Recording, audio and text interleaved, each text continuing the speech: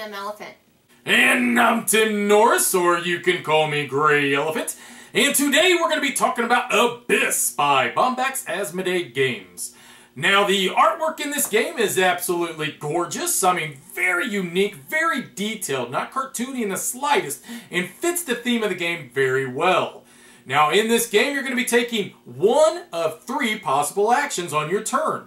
The first being an exploration, where you're going to be flipping cards from the top of the exploration deck until you finally come across one that you want to add to your hand. All other cards will be moved down into their respective console stacks in the middle of the board. That is the second possible action you could take, is pleading the console by taking all the cards from one of the particular factions that lie in the center of the board. The last possible action that you can do is by playing the ally cards from your hand and recruiting lords that are found at the bottom of the board. When you explore, you flip cards from the ally deck, but you don't actually get first choice on the card you flipped. That goes to the player to the left of you, who can pay you for the card. This goes all around the table, and each time someone buys a card, the price increases, with each player getting a chance to buy one card. This way, on your turn, you can gain both cards and money. So while you're exploring, you could possibly come across the monster! Oh, what are you going to do? Well, you have a couple of options here. You can either stand your ground and fight that monster off, and you're going to gain rewards based upon where the token is on the monster track. So you could gain keys, you could gain pearls, or in-game victory points. Or you can decide to let it go. No big deal, Mr. Monster.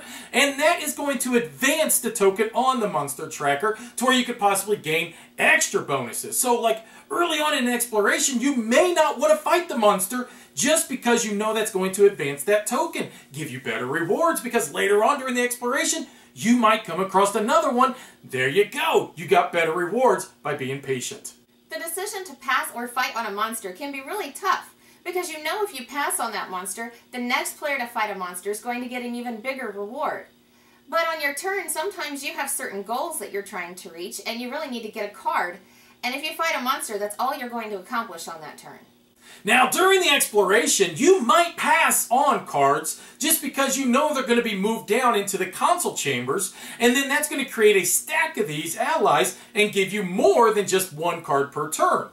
Now, the problem is you're gambling, though, because as these allies continuously start building up in each one of these console chambers, your opponents are going to eventually start taking those, just the same as what you would want to. So, yeah, you might pass them as a strategy, but it's a gamble because your opponents might take them before you do. Recruiting lords can be tricky. Some require you to spend 3 or more different allies in with your points, and others require all the points to come from just one ally. I find that pearls can really help with this because you can add points without adding ally cards. The lords will give you different rewards. Some will allow you to have a special ability for the rest of the game. Others give you a one-shot ability, and some are just straight-up victory points. During the game, you're going to gain keys. And you're going to gain keys by either fighting monsters or by recruiting lords. Once you gain 3 total keys, it is mandatory that you take a location. Taking locations will add to in-game victory points for you. And it can kind of guide you, you know. It creates a strategy for you. Instead of it just being willy-nilly, you're all over the place, you're being guided more. However, the negative impact is that whichever lords you used to be able to acquire that location are going to lose their abilities. And some of these abilities on some of these lords are extremely powerful. So you got to weigh these decisions. Do you go for the locations to try to score the victory points, or do you want to try to keep using or abusing that lord's powers? Ugh, that's a tough decision to make. I found the scoring system hard to get used to, but I also feel like it's what makes the game unique and good as a set collecting game. It builds up over time. For example, allies will give you a lord, and then lords will give you locations. These will all work together at the end of the game, the locations giving you points based on your lords and allies, and each category giving you points based on different factors. So what do I think of Abyss? I like it. In fact, I like it a lot. I was worried when I first started playing this game that it would suffer in the 2-player game compared to, 3 to 4 players. The more I have played it, the more I have found that that's not true. I enjoy it just as much playing it with my wife and I as what I do with 3 to 4 players. And the reason is because of the exploration, would the money, keep rotating around the board? With multiple players, yeah, more money typically will be rotated around. With less players, not so much more.